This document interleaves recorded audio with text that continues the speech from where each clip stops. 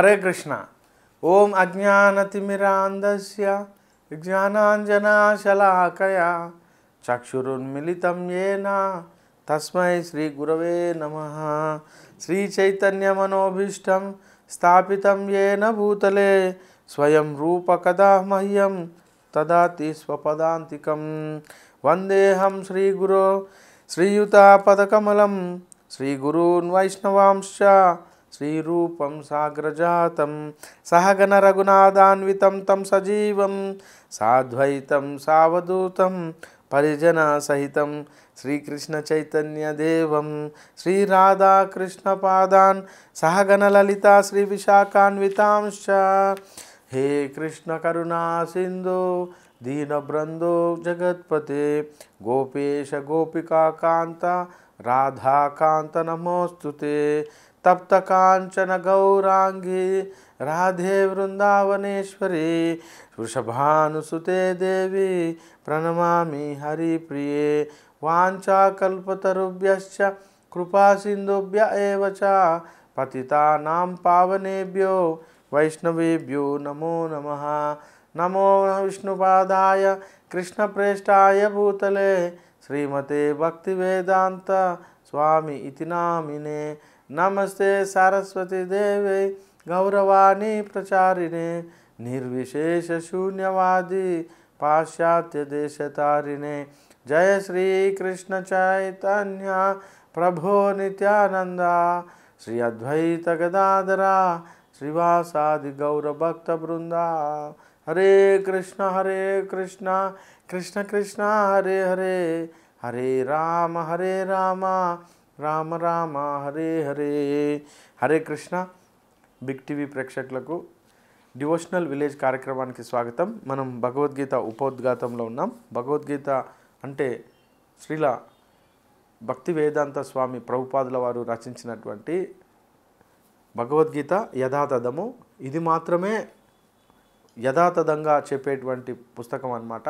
So మనకు మార్కెట్లో దొరుకుతున్నటువంటి చాలా రకాలైనటువంటి భగవద్గీతలు ఉన్నప్పటికీ చాలామంది వాళ్ళ యొక్క మైండ్లో ఏదైతే తోస్తుందో అది మాత్రమే రాయబడింది। సో అక్కడ మనం ఒక్కోసారి ప్రాబ్లంలకు ఏమవుతామంటే ఒక్కోసారి మనం తప్పుడు భాష్యాలను కనుక వింటే అక్కడ మనకు భగవద్గీత తప్పుడుగా అర్థం కావడానికి అవకాశం ఉంది। సో ఇక్కడ శ్రీల ప్రభుపాదుల వారు పరంపరానుగతంగా ఉన్నటువంటి గురువు గారు। సో ఈ యొక్క గురువు గారు ఏంటంటే వారి యొక్క గురువుగారు ఇలా ఎంతో పరంపరతో కూడినటువంటి సాంప్రదాయంలో వచ్చినటువంటి ఒక విశ్వగురువు। సో వీరి యొక్క అనుచరణ మనము కనుక తీసుకుంటే భగవద్గీత యథాతథాన్ని మాత్రమే చదవాల్సిందిగా విజ్ఞప్తి। ఇందులో ఇక్కడ మనము ఎక్స్ప్లెయిన్ చేస్తున్నాం, తెలుసుకుంటున్నాం ఏంటంటే భగవద్గీత ఎందుకు చదవాలి, భగవద్గీతను నేను ఎందుకు ఆరాధించాలి లేకుంటే పూజించాలి అంటే పాటించాలి, ఇలా చాలా ప్రశ్నలు వస్తాయి। సో భగవద్గీత నేను పాటించకపోతే ఏమవుతుంది, ఇలాంటి ప్రశ్నలు కూడా ఇందులో మనకు సమాధానం దొరుకుతుంది। సో భగవద్గీత ముఖ్య ఉద్దేశం ఏంటంటే సనాతన ధర్మమే జీవుని యొక్క నిత్య ధర్మము। సో సనాతన ధర్మం అంటే ఏంటి అనేది మనము చర్చిస్తున్నాం। మనము అనేక రకాల కర్మలలో తాత్కాలికంగా నెలకొందుము। అంటే ఒక కర్మ చేస్తాం, అది దాని తర్వాత నెక్స్ట్ ఇలా రకరకాల పనులు చేస్తూ ఉంటాం। రకరకాల పనులు చేయడాన్ని కర్మ అంటారు। కానీ అట్టి తాత్కాలిక కర్మలన్నింటిని విడిచి యాక్చువల్గా మనం చేసేటువంటి ప్రతి పనులలో మన సొంతానికి లేదా మనకు సంతోషాన్ని ఇచ్చేది లేదా మనకు కంఫర్ట్గా ఉండేటువంటి పనినే చేస్తామన్నమాట। సో అట్లా కాకుండా భగవంతుడు ఏం చెప్తున్నాడంటే శ్రీకృష్ణ భగవానునిచే నిర్దేశించబడిన కర్మలను చేపట్టగలిగినచో, అంటే భగవంతుడు నిర్దేశించినటువంటి కర్మలు ఏవైతున్నాయో వాటిని కనుక చేపడితే మన కర్మలన్నింటినీ పవిత్రీకరించుకోవచ్చును। సో మనము కొన్ని విషయాలు మనం అబ్జర్వ్ చేస్తే ఇక్కడ ఇంతకుముందు మనకు సత్వగుణము రజోగుణము తామోగుణం ఉన్నటువంటి ఆహారాల గురించి మరియు మానసిక గుణాల గురించి మనం ప్రీవియస్ ఎపిసోడ్లో చర్చించాం। సో ఇక్కడ ఏం చెప్తున్నాడంటే మన యొక్క కర్మను ఎలా పవిత్రీకరించుకోవాలి। సో కర్మ అంటే ఏంటి అంటే ఏదైనా ఒక పని చేయకుండా మనం ఉండలేం। ఏ జీవి కూడా తను కదలకుండా మెదలకుండా ఉండలేదన్నమాట। తన యొక్క యాక్షన్ ఏదో రకంగా పని చేస్తూ ఉంటుంది, ఏదో నడవడము పరిగెత్తడము ఇలా ఆహారాన్ని తీసుకోవడము లేదా భోగించడం సెక్స్ భోగించడం ఇలా ఏదో ఒక రకమైన వర్క్ చేయడం లేదా ఇతరులకు ఏదైనా సహాయం చేయడము హెల్ప్ చేయడం ఇలా వాళ్ళకి ఏదైనా అకామిడేట్ చేయడం, లేదా తల్లిదండ్రులకు సేవ చేయడము, భార్య అయితే భర్తకు సేవ చేయడం, భర్త అయితే భార్యకు సేవ చేయడం, ఇద్దరు కలిసి పిల్లలకు చేయడం, అందరు కలిసి సమాజానికి సేవ చేయడం, ఇలా ఎవరో ఒకరు ఒక సేవ చేయడం అనేటువంటి ఒక భావనతో పని జరుగుతూనే ఉంటుంది. ఇది కర్మ.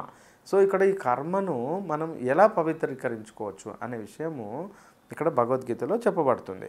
సో అదే పవిత్ర జీవితంగా చెప్పబడును. మనిషి తన యొక్క జీవితాన్ని పవిత్రంగా మలుచుకోవాలని చెప్తుంది. సో పవిత్రము అంటే ఇక్కడ సత్వగుణం అన్నమాట. సో సత్వగుణము, రజోగుణము, తమోగుణము ఈ పదాలు చాలా గుర్తుపెట్టుకోవాలి మనం. సో సత్వగుణం అంటే మనము సాత్వికంగా జీవించడం. అంటే 0 నుంచి 14 సంవత్సరాల లోపు ఉన్నటువంటి పిల్లల యొక్క మనస్తత్వాన్ని చూడండి.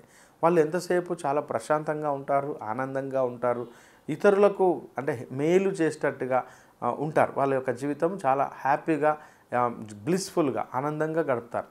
సో అలాంటి జీవితానికి మనం వెళ్ళాలి అని చెప్తుంది శాస్త్రం. సో భగవానుడు మరియు అతని యొక్క దివ్య ధామములు కూడా సనాతనములు. సో భగవంతుని యొక్క దివ్య ధామం ఏదైతుందో సనాతనము అంటే ఎప్పటికీ నిత్య నూతనంగా ఉంటుంది. ఇక్కడ మన యొక్క భౌతిక ప్రపంచం ఏదైతుందో ఈ భూమి మీద ఎవ్రీ డే, ఎవ్రీ మినిట్, ఇంకా చెప్పాలంటే సంవత్సరాలు గడిచిన కొద్దికి మనకు ఈ యొక్క భూమి రకరకాల మార్పులు జరుగుతూ ఉంటుంది. సో ఇది తాత్కాలికమైంది అని చెప్పడం దీని అర్థం. అయితే భగవంతుని యొక్క లోకం ఏదైతుందో దివ్య ధామము అది శాశ్వతమైంది అని చెప్తుంది. జీవులు కూడా సనాతనులే. అంటే జీవులు కూడా ఎవరైతే ఈ యొక్క 84 లక్షల రకాల జీవులు, కొన్ని కోటాను కోట్ల జీవులన్నీ అవి సనాతనులే. జీవులు సనాతన ధామంలోని భగవంతుని సాంగత్యంలో ఉండుటయే మానవ జీవితపు పరిపూర్ణత్వము కాగలదు. అంటే ఇక్కడ మానవ యొక్క జీవితం యొక్క పరిపూర్ణత్వం ఏంటి అంటే, ఎవరైనా కూడా మీరు చూడండి చాలా రకాల జీవజాతులు ఉన్నాయి. అందులో ఉత్కృష్టమైనటువంటి, ఇంకా చెప్పాలంటే చాలా గొప్పనైనటువంటి శరీరం పొందింది మనిషి శరీరం. అంటే మనిషి శరీరంలో ఉన్న ఆత్మలన్నీ ఒక గొప్ప శరీరాలను పొందాయి. అయితే ఈ మనిషి శరీరంలో ఉన్న వాళ్ళకు మాత్రమే కర్మ, అంటే కర్మకు సంబంధించినటువంటి నిర్దేశన ఉంది. అంటే పాపము, పుణ్యము, కర్మ ఈ మూడింటికి సంబంధించినటువంటి రూల్స్ అండ్ రెగ్యులేషన్స్ ఉన్నాయన్నమాట. అవి మరి మిగతా వాటి సంగతి ఏంటి అంటే, మిగతా వాటికి ఆల్రెడీ అవి తక్కువ స్థాయి జీవితంలోకి వచ్చినాయి కాబట్టి అవి ఆల్రెడీ శిక్షను అనుభవించడము, లేదా ఇంకా చెప్పాలంటే పాపాన్ని అనుభవిస్తున్నాయని చెప్పవచ్చు. సో ఇక్కడ మనిషి వచ్చిన ఉద్దేశం ఏంటంటే తనను ఉద్ధరించుకోవడానికి మరియు పుణ్యమైనటువంటి కర్మలను చేయడానికి, ఇంకా చెప్పాలంటే తనతో పాటు తన సమూహాన్ని, లేదా చెప్పాలంటే తన యొక్క ఏదైతే కుటుంబాన్ని కావచ్చు, సమూహాన్ని, సమాజాన్ని ఉద్ధరింపజేయడానికి వచ్చినటువంటి వ్యక్తి మనిషి యొక్క శరీరం. సో మనిషి యొక్క శరీరము పుట్టుకతోటే ఇక్కడ పుణ్యవంతమైనటువంటి శరీరం అనమాట. ఎన్నో పుణ్యాలు చేస్తే కానీ మనిషి శరీరాన్ని మనకు లభించదు. సో ఇక్కడ మనం ఏమని చెప్తాడంటే, జీవులు సనాతన ధామంలో భగవంతుని సాంగత్యంలో ఉండుటయే మానవ జీవితపు పరిపూర్ణత్వము కాగలదు. సో మనిషి జన్మ దేనికి ఉద్దేశించబడిందంటే, భగవంతునికి సేవ చేయడానికి ఆ యొక్క భగవంతుని యొక్క ధామం, అంటే భగవంతుడు నివసించే ప్లేస్కు మనం వెళ్ళాలి. సో మనం వెళ్ళాలి అంటే ఆ యొక్క ప్లేస్ పేరు గోలోక బృందావనం. సో ఈ యొక్క గోలోక బృందావనంలో శ్రీకృష్ణ పరమాత్మ అక్కడ ఉంటాడు. సో తను దగ్గరికి మనం వెళ్ళాలి అంటే ఇక్కడ కొన్ని పరీక్షలు పాస్ కావాలి. ఎలాంటి పరీక్షలు అంటే జన్మ, మృత్యు, జర, వ్యాధి ఈ 4 టెస్టులు కనుక మనం పాస్ అయితే అప్పుడు ఆయన దగ్గరికి వెళ్తాం. సో ఇక్కడ ఉన్నంతసేపు ఇక్కడ కండిషన్డ్ బాడీ ఉంటుంది. అంటే ఈ యొక్క బాడీ కండిషనల్ అప్లై. సో ఇది పుడుతుంది, పెరుగుతుంది, రోగగ్రస్తం అవుతుంది, తర్వాత ఒకరోజు ముసలిదవుతుంది, తర్వాత చనిపోతుంది. సో ఈ కండిషన్స్ ఉంటాయి కాబట్టి మనం ఏమవుతామంటే ఎంతసేపు ఈ కండిషన్స్ నుంచి తప్పించుకోవడానికి ట్రై చేస్తాం.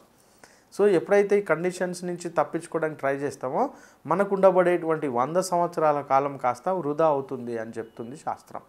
సో ఇక్కడ మరి మనం ఏం చేయాలంటే ఇవి ఎట్లా తప్పవు అంటే జన్మ, మృత్యు, జర, వ్యాధి ఈ పరిస్థితిలో మనం వీటిని తప్పించుకునేటట్టుగా మనం దీన్ని పక్కన పెట్టి భగవంతుని గురించి సేవ చేయడము, భగవంతుడు ఏదైతే ఉద్దేశించబడినటువంటి కర్మలను మనం సేవ చేయడం, అంటే కర్మను ఆచరింపజేయడం కనుక చేస్తామో దీన్ని సనాతన ధర్మాన్ని పాటించడం అంటారు. ఎప్పుడైతే సనాతన ధర్మాన్ని కనుక పాటిస్తామో అప్పుడు భగవంతుని యొక్క సేవలో నిమగ్నమై మనం ఆయన దగ్గరికి వెళ్ళగలుగుతాం. అప్పుడే జీవితం మన యొక్క మానవుని యొక్క జీవితం పరిపూర్ణమవుతుంది. అంటే అక్కడ ది బెస్ట్ అవుతుందన్నమాట. సో ఇక్కడ జీవులందరూ తమ సంతానమగుట చేత భగవానుడు వారి పట్ల గొప్ప దయను కలిగి ఉండును. కనుకనే ఇక్కడ జీవులందరికీ నేను తండ్రిని అని భగవానుడు భగవద్గీత 14వ అధ్యాయము 4వ శ్లోకంలో ప్రకటిస్తున్నాను. సో అహం బీజ ప్రదాత అంటాడు. సో ఎక్కడైతే ఈ యొక్క మొత్తం ఈ లోకంలో లేదా సమస్త లోకాలలో లేకుంటే ఈ లోకంలో ఉన్నటువంటి సమస్త జీవరాశికి ఆత్మ ఉంటుంది. ఈ ఆత్మకు ఎవరు బీజము అంటే భగవంతుడని ఆయన చెప్తున్నాడు. సో అందరము మనం ఆయన యొక్క పిల్లలం, ఆయన యొక్క సంతానం. సో మనకు అందుకే అబ్జర్వ్ చేయండి, ప్రతి ఒక్క జీవికి తన యొక్క ఆహారము చాలా స్పష్టంగా నిర్దేశించబడింది. దోమకు ఒక మనిషిని లేదా జంతువును కరిచి తను రక్తం తీసుకునేటువంటి యంత్రాంగం ఇచ్చాడు అక్కడ. సో అక్కడ ఏం జరుగుతుంది అంటే దోమ యొక్క ఆహారము రక్తం తాగడమే. జలగ ఉంది, జలగలు ఇప్పుడు రక్తాన్ని తాగి అవి బతుకుతాయి. సో ఇలా మన యొక్క ప్రపంచంలో ఉండబడేటువంటి అన్ని జీవరాశులకు వాటి యొక్క సంతానాన్ని అభివృద్ధి చేసుకోవడానికి మరియు వాటిని జీవించడానికి కలిగినటువంటి సమస్త విషయాలను అక్కడ ఫెసిలిటేట్ చేయడం జరిగింది భగవంతుడు. అందుగురించే మీరు ఏదైనా ఒక అడవిలో ఉన్నటువంటి ఒక ఆవు కానీ లేకుంటే ఒక గేదె కానీ లేకుంటే ఇంకేదైనా పులి కానీ సింహం కానీ ఇంకేదైనా జీవజాతులు వాటి యొక్క సంతానాన్ని పొందేటువంటి క్రమంలో హాస్పిటల్స్ లేవు. మీరు మనిషికి కనుక చూస్తే మనిషికి హాస్పిటల్స్ వచ్చినాయి, కానీ ఇక్కడ జంతువులకు వచ్చేసరికి హాస్పిటల్స్ లేవు. కానీ అవి హాయిగా మరి వారి యొక్క జీవితాన్ని సాగిస్తున్నాయి, డెలివరీ అవుతున్నాయి, మళ్ళీ ఆ పిల్లల్ని సాకుతున్నాయి మళ్ళీ. సో ఇదంతా జరుగుతూనే ఉంది. ఇదంతా ప్రక్రియ ఎవరు చేస్తున్నారు? Supported by God. So support కనుక భగవంతుడు ఇవ్వకపోతే ఏ జంతువు కూడా మనలేదు. అయితే ఈ జంతువు కావచ్చు, వృక్షాలు కావచ్చు, సమస్త కీటకాలు కావచ్చు, ఎన్నో రకాలైనటువంటి జీవులు భగవంతునికి సంబంధించినటువంటి ఒక నిర్దేశితమైనటువంటి ప్రక్రియలో అవి జీవిస్తాయి.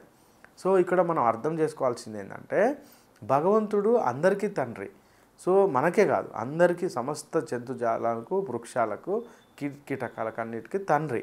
అయితే ఇక్కడ అహం బీజ ప్రదాత అంటే అహం బీజ ప్రదాపిత అంటే వివిధ కర్మలను అనుసరించి జీవులు వివిధ రకములుగా ఉన్నప్పటికీ తాను వారందరికీ జనకుడునని భగవంతుడు చెబుతున్నాను. కనుకనే పతితులైన ఈ బద్ధ జీవులందరినీ సనాతన ధామంనకు తిరిగి రప్పించుట కొరకై అతడు అవతరిస్తుండెను. చూడండి, మనము మన పిల్లల్ని ఎప్పుడైనా ఆట ఆడుకునేటప్పుడు మనం తన ముందుకు ఆట వస్తువులను ఇస్తాం. సో తను ఆడుకుంటూ ఉంటాడు, ఆడుకుంటూ ఆ వస్తువును ఇసిరేస్తాడు. మళ్ళీ అతను దానికి వెళ్ళలేడు. అప్పుడు ఏం చేస్తాం? మనం ఆ ఆట వస్తువుని తీసుకొచ్చి ఆయనకి ఇచ్చేస్తాం. సో ఇక్కడ ఏం జరుగుతుందంటే భగవంతుడు ఏం చేస్తాడంటే తన ధామానికి వీళ్ళందరూ రావాలి. అంటే ఎప్పుడైతే మనం ఆ ధామం నుంచి బయటకు వచ్చామో మళ్ళీ ఆ ధామానికి వెళ్ళాలి. అంటే ఏం చేయాలి అంటే మళ్ళీ ఆ ధామానికి వెళ్ళడానికి కావలసిన సపోర్ట్ భగవంతుడే ఇస్తాడు. అయితే ఆ సపోర్ట్స్ను మనం చూడలేము, గుర్తుపట్టలేము. ముఖ్యంగా మనకు అర్థం కాదనమాట. మనం ఎవరైతే కొంచెం దీని మీద స్టడీ చేసి గుర్తుపట్టి మరియు ఆ యొక్క గుర్తుపట్టిన తర్వాత దాని గురించి ఎప్పుడైతే మనం స్టార్ట్ చేస్తామో ఆలోచించడము, అప్పుడు ఆయనకు సపోర్ట్స్ మనకు ఇవ్వడం అర్థమవుతుంది. ఆ సపోర్ట్స్ తీసుకొని మళ్ళీ మనం భగవంతుని యొక్క ధామానికి మనం వెళ్ళగలుగుతాం. సో అందుకే అతను అవతరిస్తాడనమాట. మనకు రకరకాల అవతారాలతో ఆయన అవతరిస్తాడు. ఆ అవతారాలతో మనం గుర్తుపట్టాలి అతను భగవంతుడే మనకు సపోర్ట్ చేయడానికి వచ్చాడని. సో ఇక్కడ అట్లు సనాతనులైన జీవులు భగవంతుని నిత్య సాంగత్యంలో తమ శాశ్వత స్థానములను తిరిగి సాధించగలుగుతారు. సో ఇక్కడ భగవంతుని యొక్క నిత్య సాంగత్యంలోకి మనం వెళ్ళాలి అని చెప్తున్నారు. ఈ విధంగా బద్ధజీవులను ఉద్ధరించుట కొరకై భగవానుడు స్వయంగా వివిధ అవతారములలో అవతరించును, లేక తన అంతరంగిక సేవకులను పుత్రులుగానో అనుచరులుగానో ఆచార్యులుగానో ఈ భూమికి పంపుతుండును. అంటే బద్ధజీవులం అంటే మనము ఆల్రెడీ బాండెడ్ సోల్స్ అనమాట. అంటే మనకు రెస్ట్రిక్షన్స్ ఉన్నాయి. ఈ బాడీలో మనకు ఉన్నాం కాబట్టి ఈ బాడీకి సంబంధించినటువంటి రెస్ట్రిక్షన్స్ మనకు ఉంటాయి. అయితే ఈ బాడీకి రెస్ట్రిక్షన్స్ ఏమున్నాయి? పుడుతుంది మరియు పెరుగుతుంది ముసలిదవుతుంది, రోగగ్రస్తం అవుతుంది, మరణిస్తుంది. దీన్ని కండిషన్డ్ సోల్స్ అంటారు. సో ఈ కండిషన్ ఎక్కడి నుంచి వచ్చింది అంటే భౌతిక ప్రపంచం నుంచి వచ్చిందనమాట. సో ఈ భౌతిక ప్రపంచం నుంచి వచ్చింది కాబట్టి మనల్ని ఉద్ధరించడానికి భగవంతుడు రకరకాల ప్రయత్నాలు చేస్తూ ఉంటాడు. ఒకటి వచ్చేసి ఆయన తను స్వయంగా అవతరిస్తాడు. ఇది చాలా పెద్ద కారణం. అయితే తను స్వయంగా అవతరిస్తాడు. లేదా తను స్వయంగా అవతరించాల్సిన అవసరం లేకుండా తన యొక్క సేవకులను పుత్రులుగానో లేకపోతే ఇంకా అంతరంగికులుగా అనుచరులుగాను ఆచార్యులుగాను పంపిస్తారు. మీరు అందుకే శ్రీల ప్రభుపాదుల వారి యొక్క గురువు గారిని లేదా ఇంకా చెప్పాలంటే ఆ యొక్క పరంపరలో శ్రీ చైతన్య మహాప్రభువు వారు స్వయంగా శ్రీకృష్ణుని యొక్క అవతారము అని చెప్పబడింది. సో ఆ యొక్క అవతారము మనం ఎలా అర్థం చేసుకోవచ్చు అంటే మనము ఒక డ్రిల్ మాస్టర్ లేదా ఒక కబడ్డీ ఆడుతున్నటువంటి క్రమంలో పిల్లలందరికీ కబడ్డీ నేర్పాలి అంటే తను కబడ్డీకి సంబంధించినటువంటి ఆ యొక్క ఆ కోర్టులోకి వెళ్ళి పిల్లలతో పాటుగా తను కబడ్డీ ప్లే చేయాలి, ఆడాలి. ఎప్పుడైతే అట్లా ఆడతాడో పిల్లలకు నేర్పిస్తాడనమాట. అయితే పిల్లలందరితో పాటు సమానంగా తను ఆడుతున్నాడు కాబట్టి తను పిల్లవాడు కాదు, తను నేర్పుతున్నాడు మనకు. సో ఒక డ్రిల్ మాస్టర్ ఆటను ఎలా ఆడాలి అనేది నేర్పుతాడో అలాగే భగవంతుడు కూడా భక్తి ఎలా చేయాలి, భక్తి చేస్తూ నన్ను ఎలా చేరుకోవాలని చెప్పి తను మనతో పాటు సమానంగా ఉంటాడు, అవతరిస్తాడు. అందుకే శ్రీకృష్ణ భగవానుడు తను అవతారం తీసుకున్నప్పుడు అందరు ఏమనుకున్నారంటే తను ఒక మనిషి అనుకున్నారనమాట. తను ఒక మామూలు సాధారణమైనటువంటి ఆవులను కాచుకునేటువంటి ఒక పశువుల కాపరి లేకుంటే గోవుల కాపరి లేదా ఇంకా కొన్ని ఆవుల సంఖ్య ఎక్కువ ఉంది అందరితో పోలిస్తే కాబట్టి తను రిచ్ కాబట్టి ఒక రిచ్ పిల్లాడు, చాలా అందమైన పిల్లాడు, కొంచెం కొంటె పిల్లవాడు. ఇలా చెప్పాలంటే చాలా రకాలుగా అందరూ అర్థం చేసుకుంది ఏంటంటే ఆయన మాతో పాటు సమానుడు అని అనుకున్నారు అర్జునుడితో సహా.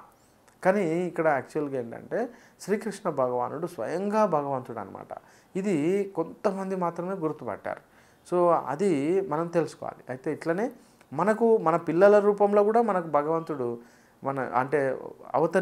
అవతరిస్తాడనమాట మనల్ని ఉద్ధరించడానికి. సో ఆ పిల్లలు ఎక్కడి నుంచి వచ్చారు అంటే తన యొక్క సేవకులను పంపిస్తాడు. తన యొక్క అంతరంగిక సేవకులను మనల్ని ఉద్ధరించడానికి మనకు ఆ యొక్క సంతానంలాగా పుడతారనమాట. ఇంకా చెప్పాలంటే స్నేహితునిలాగా పుడతారు, లేకుంటే ఆచార్యునిలాగా పుడతారు, లేకుంటే ఎంతో రకరకాలైనటువంటి పద్ధతులతో ఆయన మనల్ని ఉద్ధరించడానికి వస్తాడని చెప్తున్నారు. సో కనుకనే సనాతన ధర్మము అనేది ఎట్టి మత విధానానికి చెందినది కాదు. ఇక్కడ మతము వేరు, ధర్మం వేరండి.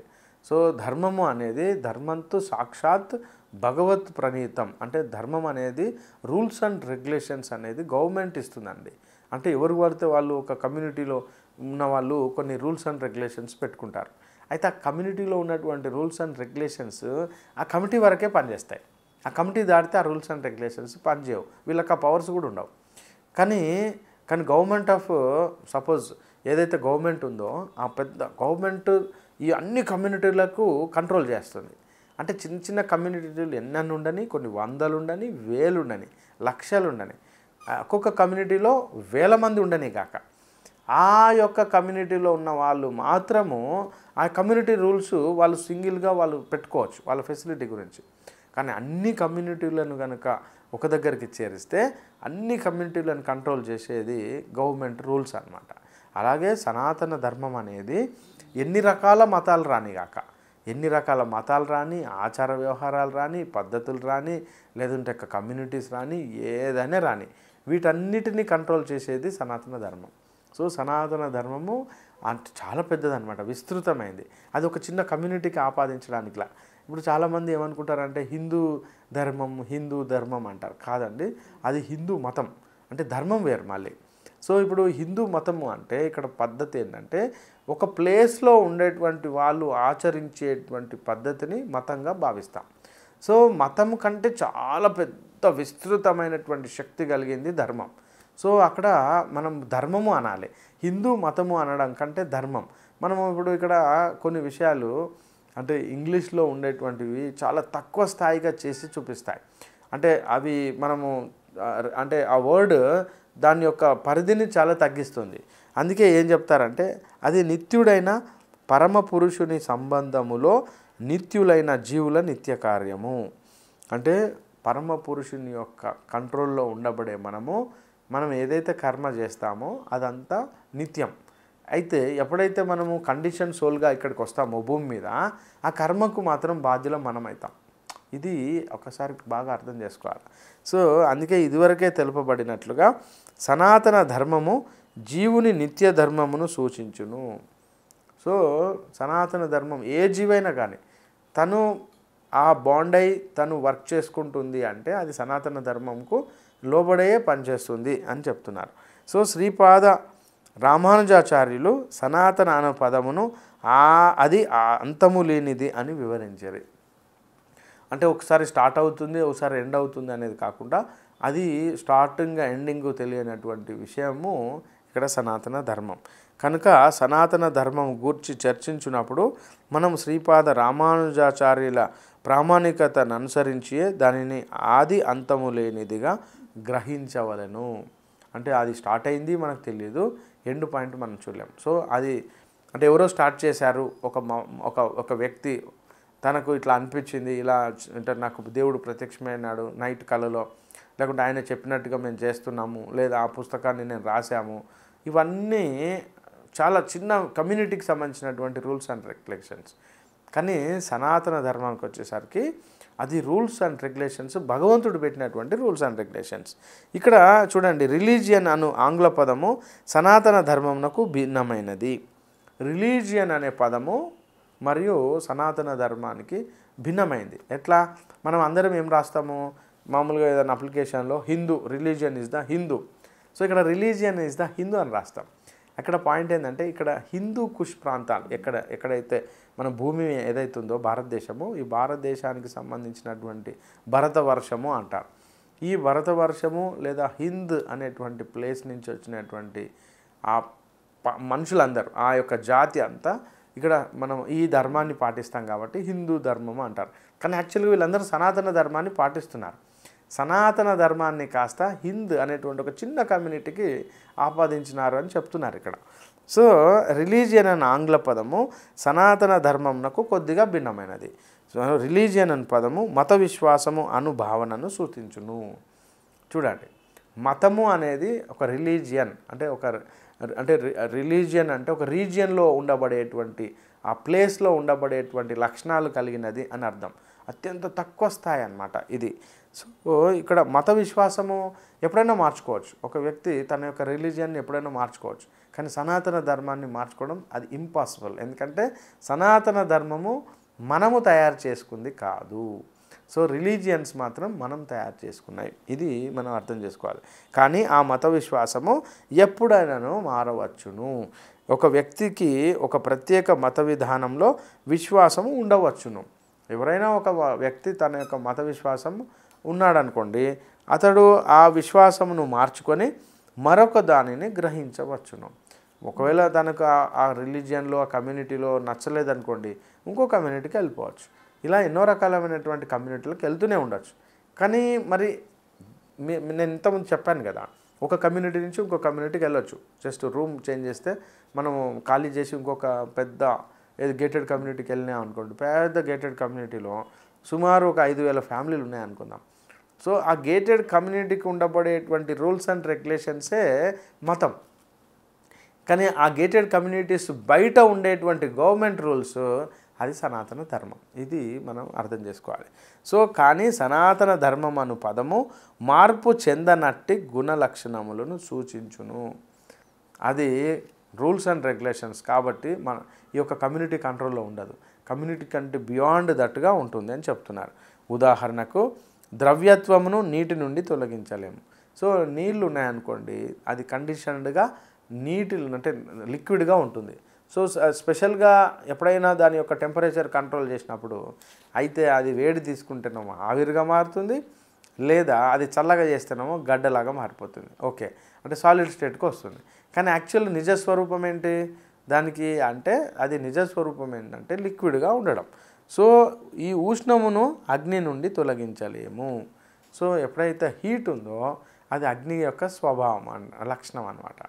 సో దాన్నే ధర్మం అంటారు. అయితే ఇది ఖచ్చితంగా పాటించబడుతుంది. అగ్ని ఎప్పుడు చల్లగా ఉండదు, ఖచ్చితంగా ఉష్ణమే ఇస్తుంది. సో అట్లే నిత్యుడైన జీవుని యొక్క నిత్య ధర్మమును జీవుని నుండి తొలగించలేము. అంటే ఇక్కడ ఎప్పుడైతే జీవులు ఉన్నారో ఆ జీవులు వాళ్ళ యొక్క లక్షణాలు స్వభావాలు అన్నిటికీ ధర్మమే ఆధారంగా ఉంటుంది.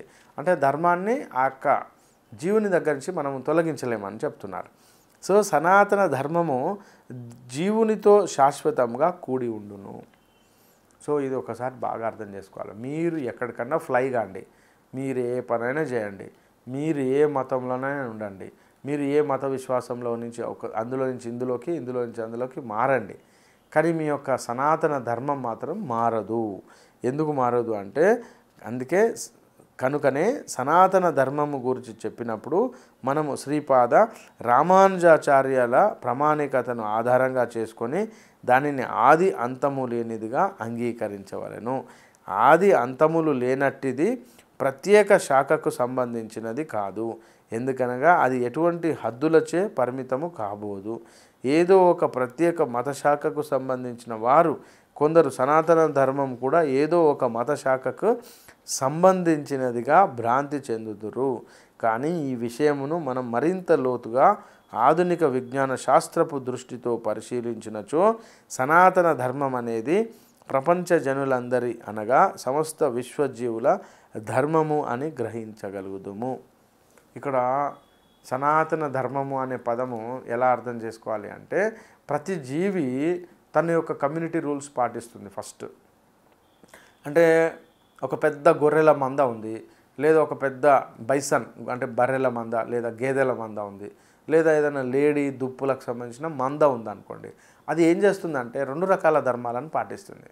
ఒకటి వచ్చేసి కమ్యూనిటీ రూల్స్ పాటిస్తుంది. ఫస్ట్ కమ్యూనిటీ రూల్స్ అంటే కమ్యూనిటీలో ఉన్నప్పుడు ఎలా ఉండాలి, ఏం పద్ధతులు పాటించాలి అనేది పాటిస్తుంది. సో కమ్యూనిటీ నుంచి బయటకు వచ్చినప్పుడు అది కమ్యూనిటీకి సంబంధం లేకుండా బయట ప్రపంచంతో కూడా అది ప్రవర్తిస్తుంది. సో ఇక్కడ సనాతన ధర్మం అనేది ఇది కూడా ఒక రిలీజియన్ లేదా ఒక మత విశ్వాసానికి సంబంధించింది లేదా ఒక కమ్యూనిటీ రూల్ కాదండి. అన్ని కమ్యూనిటీస్కి సంబంధించి అది ఏ కమ్యూనిటీ అయినా ఏ జీవి అయినా కూడా తన యొక్క ధర్మాన్ని పాటిస్తుంది. చూసారా, అది సనాతన ధర్మం. సో ఇక్కడ మనం ఎలా అర్థం చేసుకోవాలంటే కానీ ఈ విషయము మరింత లోతుగా ఆధునిక విజ్ఞాన శాస్త్రపు పరిశీలించినచో ఈ విధంగా మనకు అర్థమవుతుందని చెప్తున్నాడు. సనాతనము కానీ మరి ఇతర మత ధర్మమునకు చరిత్రలో ఒక ఆరంభము ఉండవచ్చును. మీరు అబ్జర్వ్ చేయండి, ఒక 5000 సంవత్సరాల కిందట చాలా రకాల కమ్యూనిటీస్ ఇప్పుడు ఉన్నటువంటి అన్నీ ఏమీ లేవు. అంటే 2000 ఇయర్స్ లేదా 2000 ఇయర్స్ కంటే ముందు, అంటే ఇప్పుడు 2023 నడుస్తుంది. సో 2023 కంటే ముందు ఇంకో 2000 ఇయర్స్ వేసుకుందాం, అంటే ఒక 5000 ఇయర్స్. సో 5000 ఇయర్స్ కంటే ముందు చాలా మంది ఉన్నారు, చాలా రాజులు ఉన్నారు, రాజ్యాలు ఉన్నాయి, వాళ్ళ యొక్క మత విశ్వాసాలు ఉన్నాయి, ఇంకా చెప్పాలంటే చాలా రకాల కట్టుబాట్లు ఉన్నాయి, ఆచారాలు ఉన్నాయి, వ్యవహారాలు ఉన్నాయి. అవన్నీ అప్పటికి ఉన్నాయి. కానీ ఎప్పుడైతే ఈ 5000 సంవత్సరాల నుంచి ఏవైతే కొత్త కొత్త రిలీజియన్స్ మతాలు వచ్చినాయో వాళ్ళందరూ ఏం చెప్తారంటే మేమే చాలా గొప్ప, మేమే దీన్ని రూల్ చేయాలా, మేము మాత్రమే ఈ భూమిని రూల్ చేయడానికి పుట్టాము, మిగతా వాళ్ళు కాదు అని చెప్తారు. ఇది ఎట్లా సాధ్యమవుతుంది? ఆల్రెడీ ఎప్పటి నుంచో ఉంది. మొన్న ఈ మధ్యలో ఢిల్లీలో ఆర్కియాలజికల్ సర్వే వాళ్ళు ఒక త్రవ్వకాలు జరిపినప్పుడు ఇంద్రప్రస్థ అనేటువంటి మన ఢిల్లీకి దగ్గరగా ఉన్నటువంటి ప్లేస్లో ఇంద్రప్రస్థ అనేటువంటి ఆ ప్లేస్కు వాళ్ళు తవ్వడం జరిగింది. So according to carbon dating ప్రకారంగా, ఇంకా చెప్పాలంటే ఆర్కియాలజికల్ సర్వే ప్రకారంగా ఈ యొక్క ఇంద్రప్రస్థ నగరం అనేది 5000 సంవత్సరాల కిందనే ఉంది అని చెప్పడం జరిగింది. కానీ 5000 సంవత్సరాల కంటే ముందు ఎంతో పటిష్టమైనటువంటి రాజ్యాలు మరియు నాగరికత ఉంది, రాజులు ఉన్నారు, వాళ్ళందరూ రూల్స్ అండ్ రెగ్యులేషన్స్ చేశారు, మరియు నగరాలను మరియు వాళ్ళ యొక్క ప్రజలను పరిపాలించారు. కానీ ఇప్పుడున్నటువంటి మతాలు లేదా ఏదైతే ఉన్నాయో ఆ యొక్క కమ్యూనిటీస్ మతాలు అంటారు, అవి 5000 సంవత్సరాల కింద లేవు, అవి స్టార్ట్ కాలేదు ఇంకా అప్పటికి. అవి ఒక వ్యక్తి స్టార్ట్ చేయడం జరిగింది. ఆ వ్యక్తి నుంచి సమూహం ఒక కంపెనీ లాగా ఒక కంపెనీని కనుక మనం ఫ్లోట్ చేసినప్పుడు రూల్స్ అండ్ రెగ్యులేషన్స్ పెట్టుకుంటాం. తర్వాత ఏం చేస్తాం, రకరకాల రూల్స్ అండ్ రెగ్యులేషన్స్ పెట్టుకొని ఆ కంపెనీని స్టార్ట్ చేసినట్టుగా ఒక మతాలు స్టార్ట్ అయినాయి 5000 సంవత్సరాల కిందట నుంచి స్టార్ట్ అయినాయి. అవి ఇప్పుడు చాలా రకరకాల అంటే పద్ధతులతో వాళ్ళ యొక్క విషయాలతో అవి ఇప్పుడు ఈరోజు చాలా సంఖ్యాపరంగా పెరగడానికి ట్రై చేస్తున్నట్టుగా మనం భావించవచ్చు. కానీ అంతకు ముందే ఇక్కడ ఏం జరిగి ఉంది, సనాతన ధర్మానికి సంబంధించి ఎంతో ఇక్కడ విజ్ఞానము చారిత్రక ఆధారాలతో ఉన్నాయి. సో మనం ఇది మనం ఒకసారి మళ్ళీ ఆలోచించాం. ఏంటంటే సనాతనము కానీ ఇతర మత ధర్మమునకు చరిత్రలో ఒక ఆరంభం ఉండవచ్చును. సో దీని గురించి మరింత వివరంగా నెక్స్ట్ ఎపిసోడ్స్లో మనం తెలుసుకుందాం. హరే కృష్ణ.